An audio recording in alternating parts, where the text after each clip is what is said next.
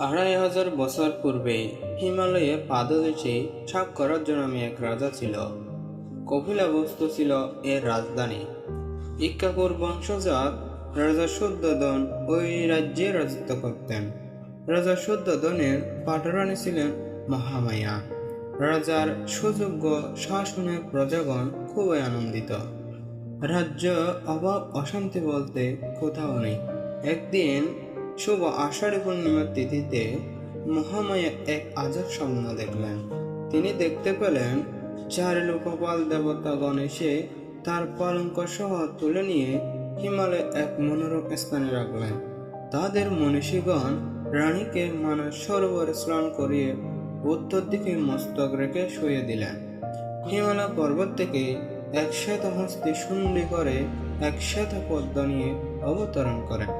রানীকে তিনবার প্রদক্ষিত করে তার দক্ষিণ জঠরে পদ্মটি লাগলেন। রানী হঠাৎ এ স্বপ্ন দর্শন করে প্রাশ্রিত হয়ে উঠলেন। প্রভাতে রাজাকে উক্ত স্বপ্নের বৃত্তান্তর জানালেন। রাজা পুরোহিতগণের দ্বারা জানতে পারলেন রানীর গর্ভে মহাপুরুষ প্রবেশ করেছে। দূষিত শরবত শুল্ক হয়ে বোধিসত্ত্ব মাতৃ জঠরে প্রবেশ করেন। অবশেষে 10 মাস পূর্ণ হলে রানীর পিতৃগৃহে যাওয়ার বাসনা জাগে।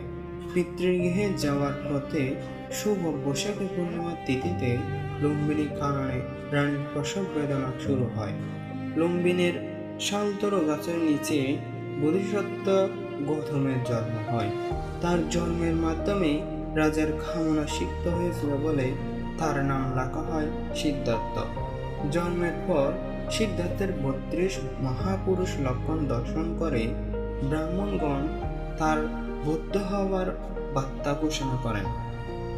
সিদ্ধার্থ বড় হতে থাকলে তাকে বিদ্যাশিক্ষার নিয়োজিত করা হয়। অচিরেই তিনি 64 প্রকার বিদ্যাশিক্ষা আয়ত্ত করেন। সিদ্ধার্থ গৌতমের সংসারের প্রতি উদাসীনতা লক্ষ্য করে তার জন্য 3 ঋতুর উপযোগী 3টি প্রসাদ নির্মাণ করে। তাকে সংসারের প্রতি প্রমত্ত করার জন্য বিবিধ আসক্তিপূর্ণ নৃত্য গীতের ডুবিয়ে রাখতে চাইলেন।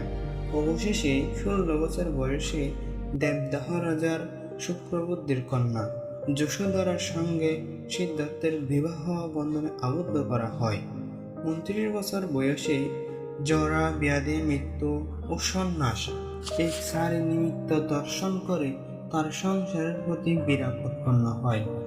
যশোধরা গর্ভের পুত্র রাহুলের জন্ম হলে ওই দিবসেই শুভ আষাঢ়ী পূর্ণিমার তিথিতে সারাতে চন্দ্রকের সঙ্গে নিয়ে অশ্বকণ্ডকের পিঠে বসে সিদ্ধার্থ গৌতম গৃহত্যাগ করেন।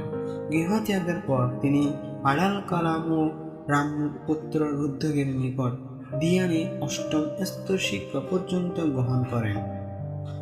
কিন্তু তিনি 8ম ধ্যানেই প্রকৃত নির্বাণ নয় তা উপলব্ধি করে তাদেরকে ত্যাগ করে আপন সাধনার মগ্ন হলেন। ক্রমান্বয়ে 6 বছর কঠোর কৃষ্ণতার সাধন করে তিনি মুক্তির উপায় পেলেন না। পরে তিনি মধ্যম প্রতিপদা গ্রহণ করেন। শুভ বৈশাখী পূর্ণিমার তিথিতে নয়নজনা নদীর তীরে গয়া বোধিবৃক্ষ মূলে বসে সেনানী কন্যা সুজাতা দেবীর পায়াসন্ন পরিভোগ করে 35 বছর বয়সে সে রাত্রিতে আশক্ষয় করে সর্বজ্ঞতা প্রাপ্ত হয়ে জগতে বুদ্ধ নামে খ্যাত হন। বুদ্ধত্ব লাভের 8ম সপ্তাহে শুভ আষাঢ়ী পূর্ণিমার তিথিতে বারাণসীর ঋষিপতন মেঘদাবে পঞ্চবর্গের শিষ্য কঠিন্য, বক্ষ, বদ্রীয়, মহানাম ও অশ্বজিতের নিকট প্রথম ধর্মচক্র প্রবর্তন করেন। সুদীর্ঘ 45 বছর যাবৎ দেবমানবের কল্যাণে 10,000 লোকধাতুতে তিনি ধর্ম প্রচার করেন। তার অমিতময় নৈর্বাণিক ধর্ম লাভ করে কোটি কোটি সত্য অমিতের সন্ধান পেয়েছেন।